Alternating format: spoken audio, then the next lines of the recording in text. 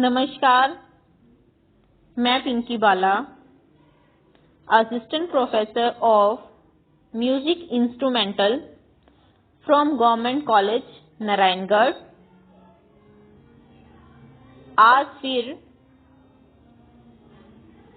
एक नया विषय लेकर आपके समक्ष उपस्थित हूँ।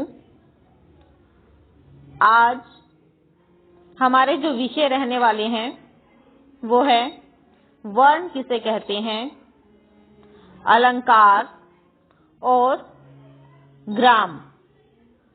तो सबसे पहले हम जिस विषय पर चर्चा करेंगे वह है वर्ण किसे कहते हैं, यह कितने प्रकार का होता है। वर्ण आप सभी ने हिंदी साहित्य में भी सुना होगा। हिंदी साहित्य के वर्ण और संगीत कला के वर्ण में अंतर पाया जाता है। हिंदी साहित्य में वर्ण वह छोटी से छोटी ध्वनि जिसे खंडित नहीं किया जा सकता, परंतु संगीत साहित्य का वर्ण इससे अलग है, भिन्न है। संगीत में गाने बजाने की विभिन्न प्रत्यक्ष क्रियाओं को वर्ण कहा जाता है। संगीत विद्वानों ने वर्ण को इस प्रकार से परिभाषित किया है: गान क्रियोच्यते वर्ण स चतुर्धा निरूपित स्थायो रोह अवरोही च संचारी वे लक्षणम। ये अभिनव राग मंजरी में कहा गया है कि गाने की क्रिया को वर्ण कहते हैं। वर्ण चार प्रकार के होते हैं: स्थायी वर्ण, आरोही वर्ण, अवरोही वर्ण और संचारी वर्ण। स्थायी वर्ण, जैसा कि नाम से ही हमें प्रतीत हो रहा है कि एक स्थान पर स्थिर होना। जब एक ही स्वर पर स्थिर होकर उसको बार बार उच्चारित किया जाता है तो वह स्थायी वर्ण कहलाता है। जैसे सा सा सा, रे रे रे, गा गा गा इत्यादि।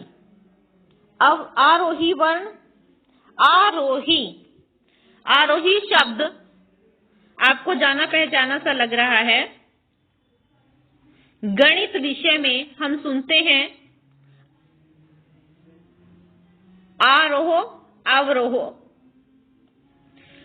आरोह का मतलब होता है चढ़ता क्रम और अवरोह का मतलब होता है उतरता क्रम। तो आरोही वर्ण में क्या होगा, स्वरों को जब चढ़ते क्रम में उच्चारित करेंगे तो वह आरोही वर्ण कहलाएगा।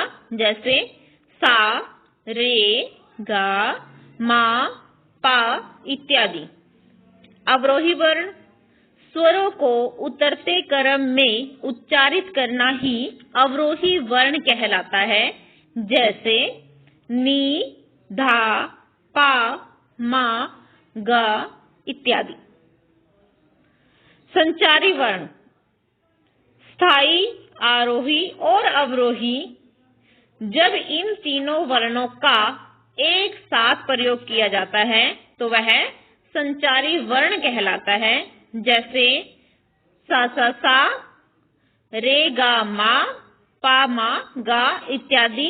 जब इन तीनों का आरोही वर्ण, आरोही वर्ण, अवरोही वर्ण और स्थायी वर्ण तीनों को एक साथ प्रयोग किया जाए तो वह संचारी वर्ण बन जाता है। अब हम चर्चा करेंगे अलंकार के बारे में। अलंकार, साधारण भाषा में अलंकार का अर्थ आभूषण या गहना होता है। जिस प्रकार आभूषण या गहने पहनने से शरीर की शोभा बढ़ती है, उसी प्रकार से संगीत में भी अलंकार का एक विशेष महत्व है।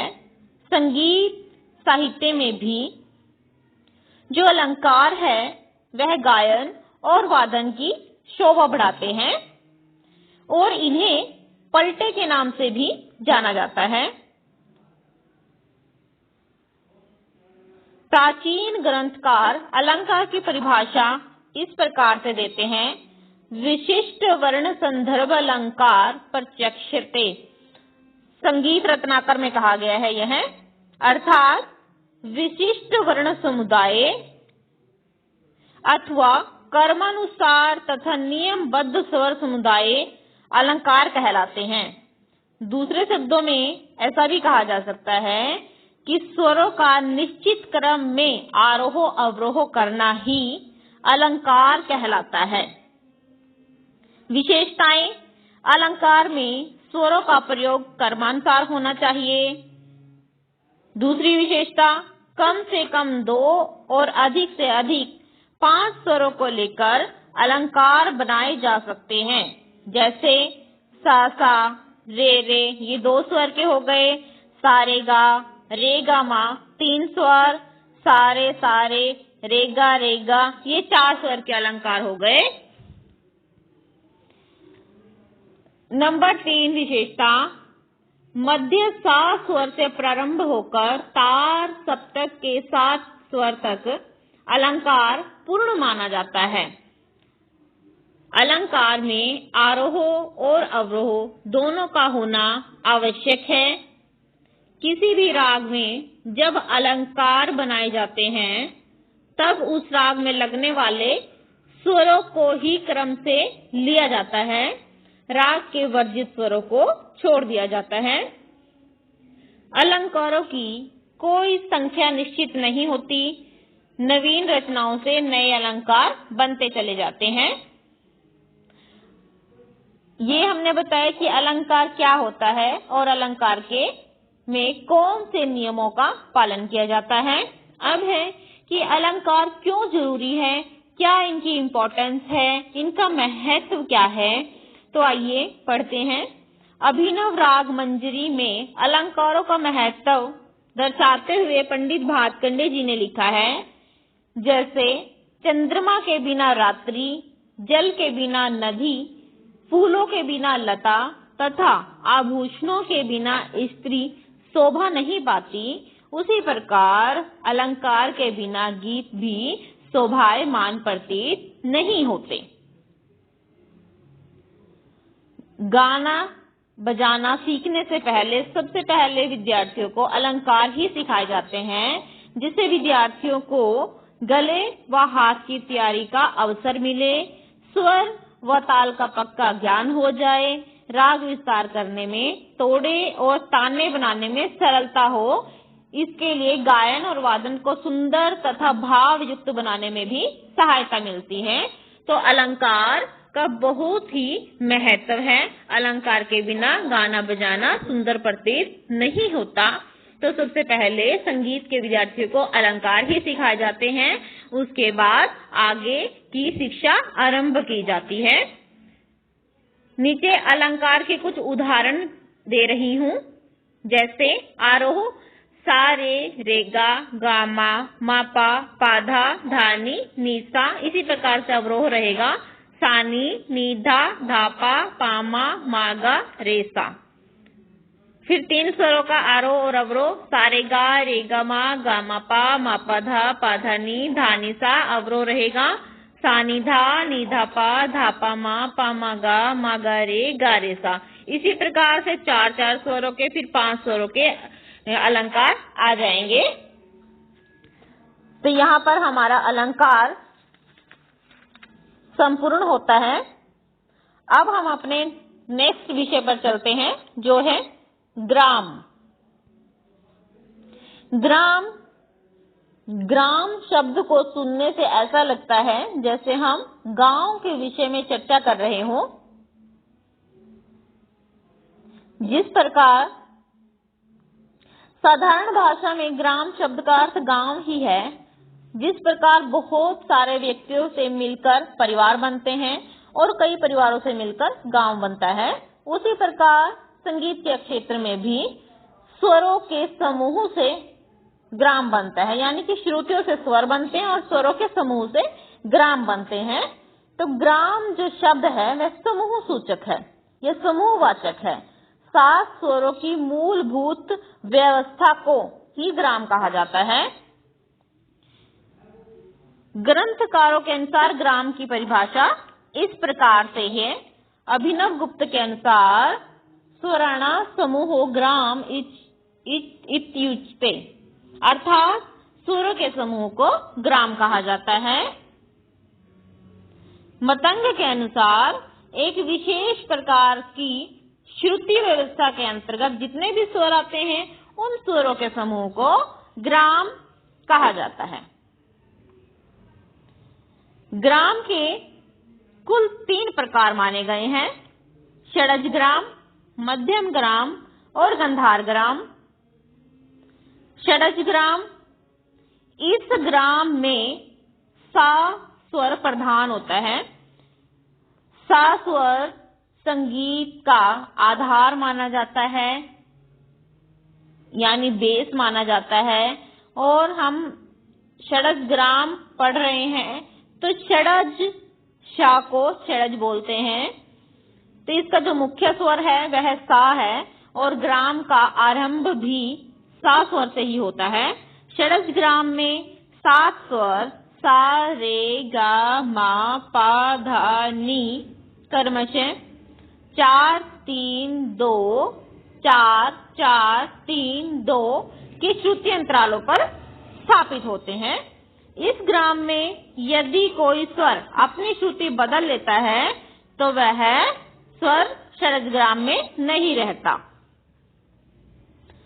3 ग्राम बताए गए हैं: षडज ग्राम, मध्यम ग्राम और गंधार ग्राम। षडज ग्राम का आरंभ सा स्वर से होता है और इसमें सा स्वर बहुत ही महत्वपूर्ण है। इसमें 7 स्वरों को 4 3 2 4 4 3 2 की श्रुति अंतरालों पर स्थापित किया गया है। अगर कोई स्वर अपनी श्रुति बदल लेता है तो वह षडज ग्राम में नहीं रहता। नंबर 2, मध्यम ग्राम। मध्यम यानी कि माँ। षडज ग्राम की भांति मध्यम ग्राम में माँ स्वर प्रमुख माना गया है और मध्यम ग्राम के 7 स्वर क्रमशः सा रे गा मा पा धा नी 4 3 2 4 3 4 2 के श्रुति अंतरालों पर स्थापित रहते हैं। इस श्रुति स्वर स्थापना के अनुसार मध्यम ग्राम का जो पंचम यानी कि प स्वर एक श्रुति नीचे हो जाता है, अर्थात 16वीं श्रुति पर स्थापित होता है। इस आधार पर षडज ग्राम और मध्यम ग्राम में मुख्य यही अंतर माना गया है। षडज ग्राम का पंचम जो है वो चतुश्रुतिक है और मध्यम ग्राम का पंचम त्रिश्रुतिक माना गया है। आगे है तीसरा, गंधार ग्राम। संगीत विद्वानों के अनुसार गंधार ग्राम जो है वो गंधर्वों के साथ स्वर्ग लोक में निवास करता है। इस आधार पर यह कहा जा सकता है कि गंधार ग्राम लुप्त हो चुका है और कुछ विद्वानों का मत है कि प्राचीन समय में निषाद ग्राम प्रचार में था, जिसे गंधर्व गाया करते थे और गंधर्वों के अनुसार ही निषाद ग्राम का नाम बाद में गंधर्व ग्राम हुआ, जो कि बाद में गंधर्वों के साथ स्वर्गलोक में चला गया और गंधार ग्राम का आज प्रचार नहीं है। तो मुख्य जो ग्राम माने जाते हैं वह षडज ग्राम और मध्यम ग्राम माने जाते हैं, जो कि आज भी प्रचार में है। तो यहाँ पर हमारे तीनों विषय समाप्त होते हैं। जो प्रथम विषय था हमारा वह था वर्ण। वर्ण किसे कहते हैं और यह कितने प्रकार के होते हैं। द्वितीय, अलंकार किसे कहते हैं, कैसे बनाए जाते हैं और इनकी क्या इंपॉर्टेंस होती है संगीत में। लास्ट विषय हमारा था ग्राम किसे कहते हैं, कितने ग्राम होते हैं।